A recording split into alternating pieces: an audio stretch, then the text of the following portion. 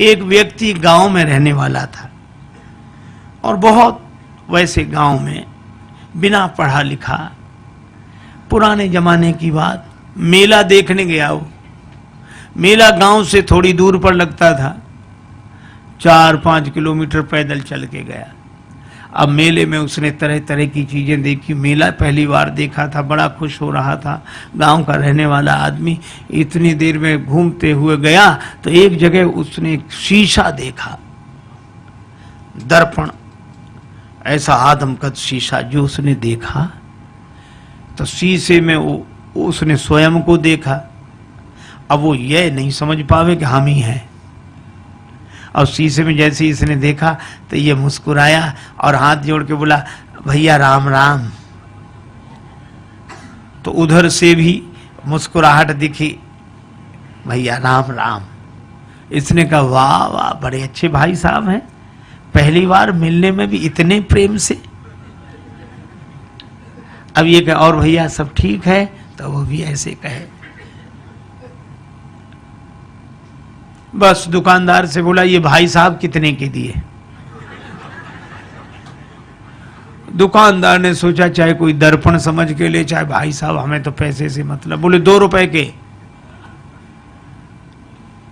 तो मेले के लिए जितना खर्चा लाया था उसने 2 रुपए उसी को दे दिए और दर्पण हाथ में लिया।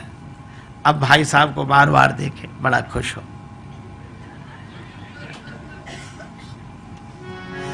कृषक एक सीसा ले घर आयो, कृषक एक सीसा ले घर आयो, अपनों सो प्रिय साथी पाके हेरी हेरी हरसायो। कृषक एक सीसा ले घर आयो, कृषक एक सीसा ले घर आयो।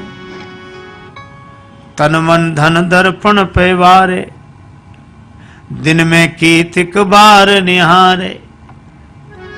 बार बार नतमस्तक है के बैठक में लटकायो। कृषक एक शीशा ले घर, शीशा लेकर आया, बैठक में लटका दिया। अब वो तन मन धन दर्पण पे वारे, दिन में कीतिक बार निहारे, अपनों सो प्रिय साथी पाके हेरे हेरे हर्षाय। अब भीतर पत्नी के पास बैठे और थोड़ी देर में गए, अच्छा 1 मिनट रुको, अभी आया। फिर जाए, और भैया अच्छी तरह हो, बढ़िया है। फिर लौट कर आ जाए और मन में सोचे, बड़े अच्छे भाई साहब हैं, ना खाते हैं ना पीते हैं और हमेशा मुस्कुराते रहते हैं, प्रसन्न रहते हैं, बहुत अच्छे हैं भैया, वाह वाह। फिर जाए, फिर आ जाए।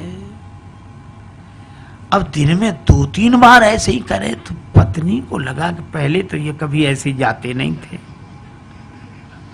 ये जाते कहाँ हैं? ठीक है, ये जब बाजार जाएंगे तब मैं देखूंगी। वो गए कहीं बाहर घूमने, पत्नी गई देखने कि देखूं तो क्या ये बैठक में क्या है जो बार बार। अब पत्नी गई तो वहां तो शीशा था और शीशे में जो पत्नी ने देखा तो उसे अपनी शक्ल दिखी। पत्नी बड़ी नाराज, अब मैं समझ गई, इसी की वजह से आता है। अब इसने मुक्का ताना, दांत कट गए, चू चू, तो उधर से भी मुक्का ताना, दांत कट गए। बस संभ्रम चली आई घरवारी, सन्मुख सुंदर नारी निहारी। आए गई है सौत हमारी, क्रोध हृदय में छायो। कृषक एक शीशा ले घर आए। अब उसको बड़ा क्रोध हमारी सौत को ले आया है, इसी की वजह से आता है। और बस भाग पड़ी, बस मैं न रहूंगी, विष हूं या डूब मरूंगी। विष खा लूंगी, मर जाऊंगी, कुएं में गिर जाऊंगी, बस रहूंगी नहीं, मैं तो अभी जाती हूं, चाहे जो कुछ हो जाए। और रोना शुरू किया तो धाई सास बहू रानी ने कैसो रुदन मचायो। कृषक एक शीशा ले घर आए।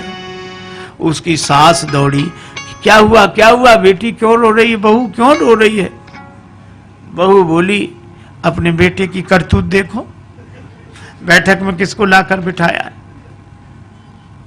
और मैं तो रहूंगी नहीं, चली जाऊंगी। और सास बोली नहीं मैं देखती हूँ मैं देखती हूँ।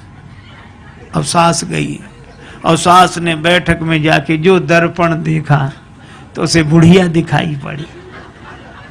दिखेगी तो सास क्या बोली, अच्छा आप हो भाई राम राम। वो भी राम राम बोली। क्षमा करना बहू समझ नहीं पाई। फिर बहू को डांट कर बोली क्या कह रही है तू? बुढ़िया है, वृद्धा माता हमारी उम्र की है, सेवा के लिए लाया होगा। आई चली सास तत्क्षण में वृद्धा दीख पड़ी दर्पण में। बहू से बोली अरी बावरी या बुढ़िया पर मेरो लाल लुभायो। कृषक एक शीशा ले घर आए। अब बहू कहे कि नहीं नहीं तरुणी है और वृद्धा कहे कि वृद्धा है। अच्छा दर्पण ऐसा जो सामने आ जाए उसी को दिखा दे। बहू सामने जाए तरुणी देखो ये बैठी और सास कहे हट मैं देखती हूँ, वो देखे सो वृद्धा देखे। अब सास बहू का झगड़ा, सास बहू का झगड़ा आके ससुर निवारो। ससुर ने कहा क्या है मैं देखता हूं, क्यों ये कलह मचा रखा है। अब ससुर आया, ससुर ने कहा तुम दोनों अलग हो।